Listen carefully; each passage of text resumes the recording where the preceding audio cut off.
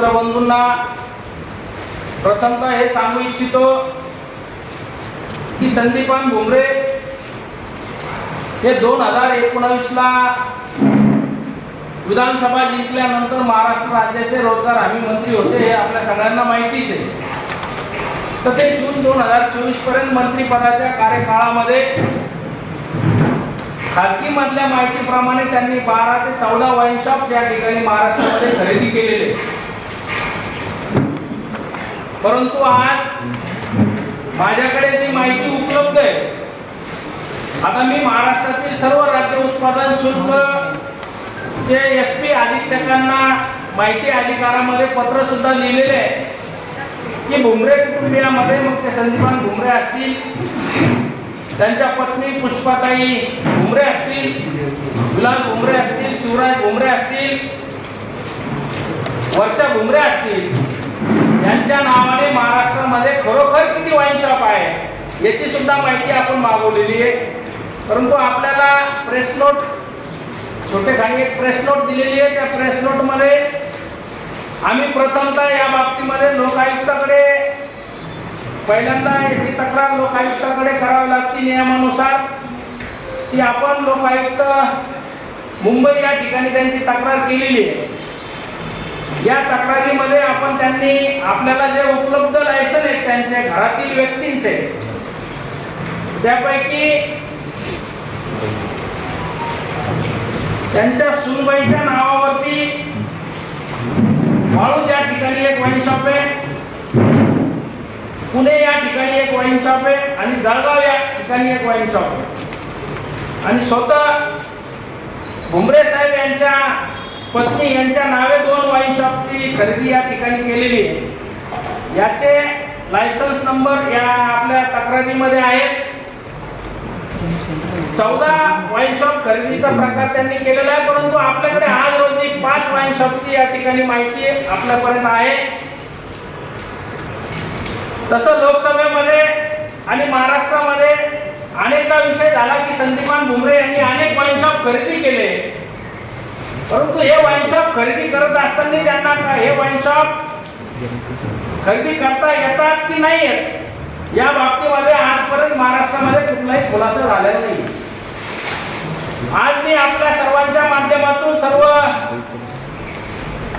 Press media असेल, electronic media असेल, यांच्या माध्यमातून एक खुलासा करू इच्छितो की जो मंत्रिपदावर असतो, मग तो महाराष्ट्राचा मंत्री असो वा केंद्राचा मंत्री असो, त्यासाठी एक भारत सरकारची गृह मंत्रालयाची एक आचारसंहिता आहे आणि या आचारसंहितेमध्ये स्पष्टपणे असं नमूद केलेलं आहे की भारतामधील कुठल्याही मंत्रिपदावर जो व्यक्ती असेल त्या व्यक्तीला भारत सरकार गृह मंत्रालयाची जे कोड ऑफ कंडक्ट आहे यामध्ये पॉइंट नंबर 2 मध्ये स्पष्टपणे लिहिलेलं आहे की जो मंत्री असेल त्या मंत्र्याला भारत सरकारचा कुठलाही गुत्तामध्ये कुठलाही लायसन्स खरेदी करण्याचा अधिकार नाहीये किंवा त्या लायसन्सच्या बाबतीमध्ये शिफारस करण्याचा अधिकार नाहीये। परंतु भुमरे साहेबांनी या ठिकाणी या कोड ऑफ कंडक्टला, भारत सरकार गृह मंत्रालयाच्या या कायद्याला हाता देत या ठिकाणी आपल्या घरातीलच व्यक्तींच्या नावावर 5-5 वाईन शॉप खरेदी केलेले आहे। त्यामध्ये आणखी एक महत्त्वाची गोष्ट अशी आहे, लोकसेवकाला जे बंधन आहे या बंधनामध्ये अँटी करप्शन ऍक्ट मध्ये त्यांना बंधन आहे की ते कुठली शिफारस करू शकत नाही किंवा घरातील व्यक्तींना त्यामध्ये त्यांच्यावर एक क्रिमिनल सुद्धा गुन्हा दाखल होऊ शकतो।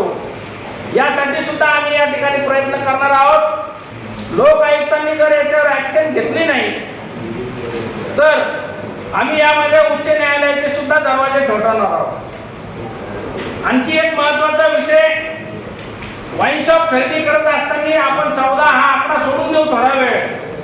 आपल्याकडे जी माहिती आहे त्या परिषद की है सर, आप क्या बताएंगे? ये संदीपान भुमरे साहब, इनके ऊपर आपने गंभीर आरोप किए हैं, क्या आरोप है आपके और क्या कहना चाहिए? मेरा आरोप एक ही है कि आज तक महाराष्ट्र में संदीपान भुमरे ने क्या 13, 14, 25 वाइन शॉप खरीदी करे वो मेरे को मालूम नहीं है, लेकिन सब लोग यही बात करते हैं कि वाइन शॉप खरीदी किया है।